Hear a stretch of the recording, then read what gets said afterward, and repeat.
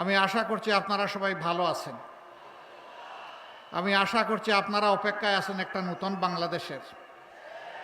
সেই বাংলাদেশটা কয় তারিখ পাওয়া যাবে ইনশাআল্লাহ? 13 তারিখ পাওয়া যাবে ইনশাআল্লাহ।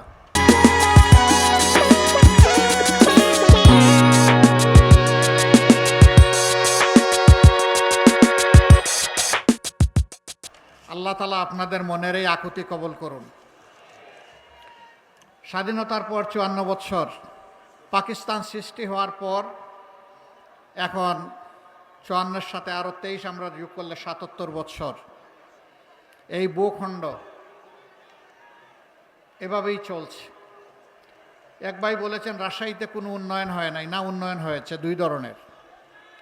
একটা হলো কিছু অবকাঠামোগত উন্নয়ন হয়েছে, স্কুল কলেজ ইউনিভার্সিটি,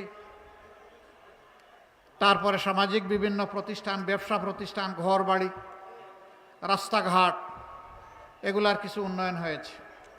আবার 54 বৎসরে উন্নয়ন হয়েছে দুর্নীতি এবং চাঁদাবাজির।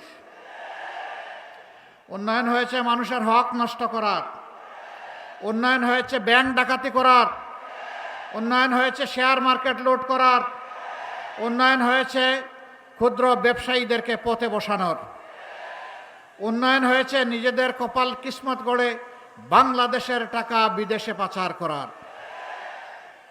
এই দুই ধরনের উন্নয়ন সারা দেশে হয়েছে, এখানেও হয়েছে। আমরা তো এক ধরনের উন্নয়ন চাই, আমরা দুই ধরনের চাই না।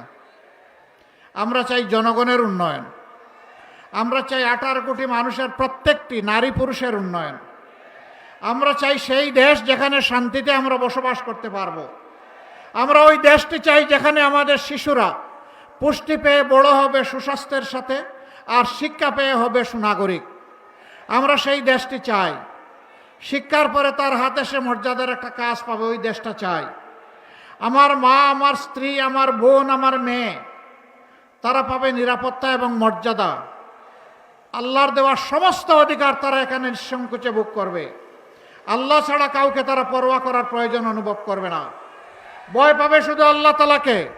আল্লাহ রাব্বুল আলামিন যাকে সম্মান করতে বলেছেন আমরা তাদের সবাইকে সম্মান করব। যাকে ভালোবাসতে বলেছেন তাদের সবাইকে ভালোবাসবো। কিন্তু আল্লাহর কসম, আল্লাহ ছাড়া কাউকে ভয় করব না, নারীরাও না, পুরুষরাও না। ভয় শুধু আল্লাহ তাআলার জন্যে।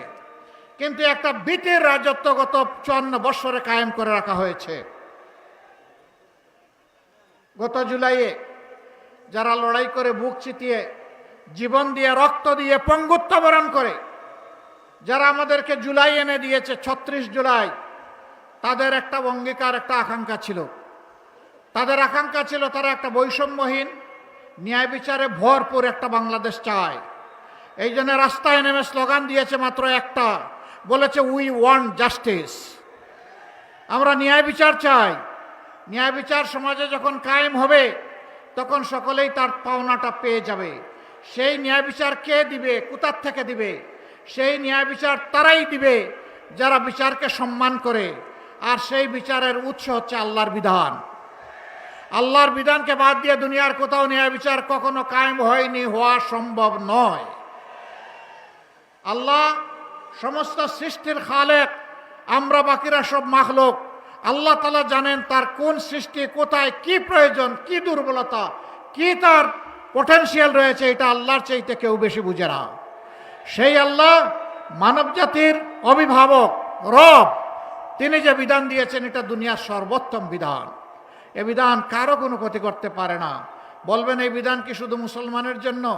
আমি বলবো না। বলবেন এই বিধান কি শুধু মানুষের জন্য? আমি বলবো না। এই বিধান সমস্ত মানব জাতির জন্য এবং আল্লাহর সমস্ত সৃষ্টির জন্য। কারণ আল্লাহ তাআলা মানব জাতিকে সৃষ্টির সারা জীব হিসাবে পয়দা করেছেন একটা বড় নিয়ামত দিয়ে, এটি হচ্ছে বিবেক, ভালো মন্দ বুঝার যোগ্যতা, কোনটা ভালো কোনটা মন্দ। আর এইটা বুঝিয়ে দেওয়ার জন্য আল্লাহ তাআলা যুগে যুগে নবী পয়গম্বর এবং কিতাব পাঠিয়েছেন। আমরা সকল ধর্মের মানুষকে বুকে ধারণ করে বাংলাদেশ গড়তে চাই। আল্লাহর বিধান কারো উপর জুলুম কখনো করতে পারে না, জুলুম করার প্রশ্নই উঠে না।